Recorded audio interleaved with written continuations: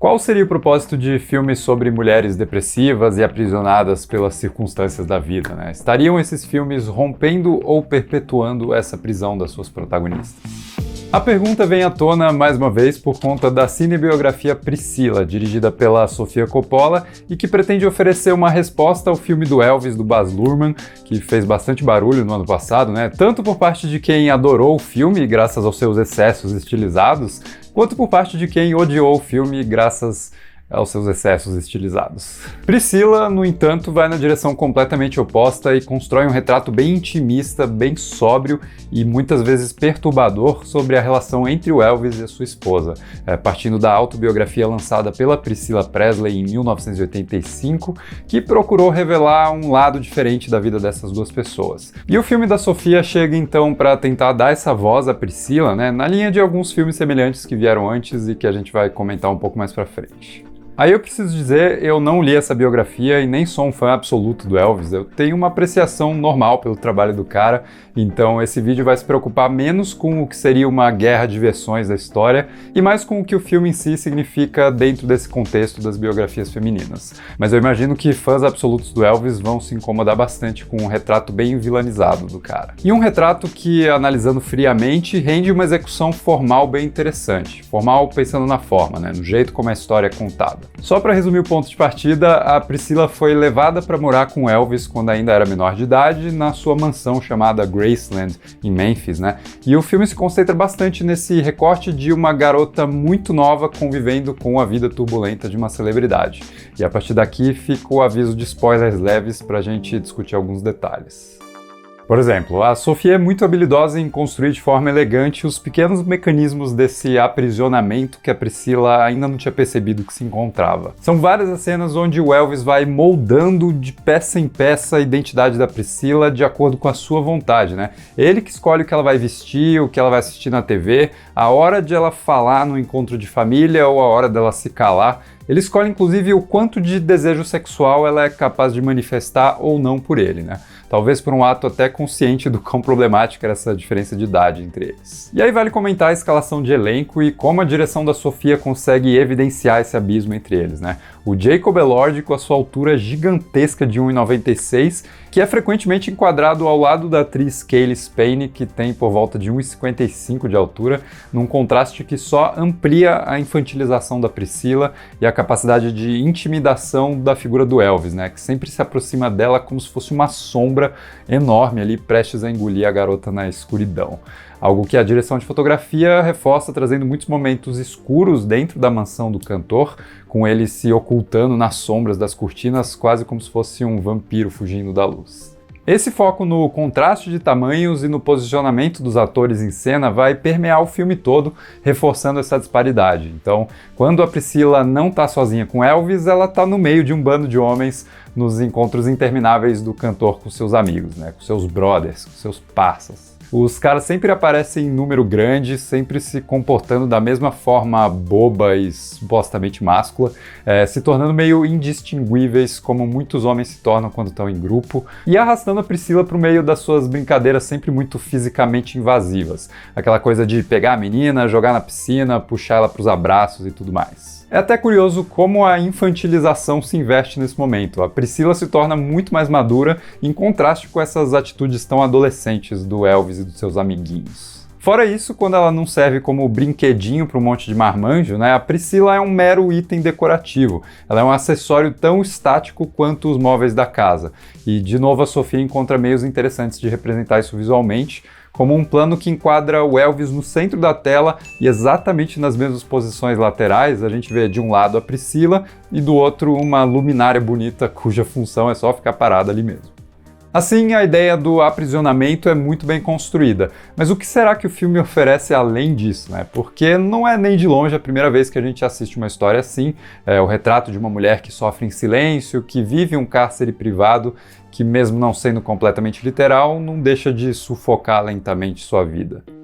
A própria Sofia Coppola foi responsável por popularizar esse tipo de filme, principalmente pensando na cinebiografia como forma de explorar essa temática, com o Maria Antonieta de 2006, protagonizado pela Kirsten Dunst, e daí em diante muitos filmes seguiram essa pegada com maior ou menor grau de sucesso. Mas todos eles mantendo no ar essa questão principal, né? Qual que é a contribuição de filmes assim na conversa sobre libertação feminina que tem acontecido das últimas décadas para cá?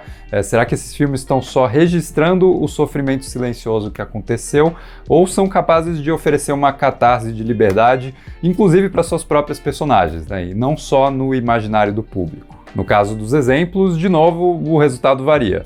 Spencer, que é um filme que eu acho bem interessante, se concentra mais em criar um pequeno conto de clausura estrelado pela princesa Diana, que puxa até elementos não convencionais do terror, né? Pensando no clima de suspense, de constante vigilância, na atmosfera de incômodo e solidão que nunca abandona a protagonista, mas também não se revela completamente. Formalmente é um filme bem intrigante, mas ele mantém a característica de praticamente não conceder nenhuma libertação explícita para a figura da princesa Diana. A gente conhece ela só através do seu sofrimento e não passa tempo com os outros lados da sua personalidade, né? Já que o único momento feliz do filme acontece logo antes do final. Um parêntese aqui, né? Isso não significa que o filme seja ruim. Na verdade, eu gosto bastante que o diretor Pablo Larraín escolha um recorte bem específico, bem focado. Só significa que o filme, como outros desse tipo, não contribui ativamente para a construção de uma libertação da personagem. Coisa muito pior acontece no filme Blonde, dirigido pelo Andrew Dominik, que é uma releitura da vida da Marilyn Monroe e que faz da prisão e da tortura emocional da personagem o seu objetivo principal, né? É um filme totalmente entregue ao fetiche, claramente orientado por um olhar masculino, que finge condenar, mas que na verdade quer degustar o sofrimento feminino. Priscila, obviamente, não chega nesse mesmo nível problemático de representação, mas eu acho que é evidente que o filme da Sofia Coppola também não consegue ir além do registro de uma vida oprimida, né? Tanto é que ele literalmente termina quando ela sai da mansão do Elvis, finalmente em busca de uma vida própria. Aliás, eu gosto que os tradicionais planos olhando pela janela dos filmes da Sofia Coppola apareçam em 3 momentos diferentes aqui e provocando 3 sentimentos distintos. Na primeira vez, a Priscila olha admirada pela janela do carro, que está em movimento, né? Assim como a suposta vida que ela acha que vai ter. Aí na segunda, ela continua dentro do carro, mas o carro está parado e a câmera observa a personagem de dentro para fora, né? Tornando o mundo lá fora muito menor enquanto a sua vida se encontra estagnada num local bem escuro. E na terceira, ela aparece dirigindo o próprio carro, tomando aí finalmente a condução da sua vida. Só que esse é o final do filme. A gente nunca conhece quem é a verdadeira Priscila e qual é a identidade que ela constrói para si mesma longe do Elvis. Talvez porque na vida real essa história nunca tenha se desvinculado tanto assim do cantor.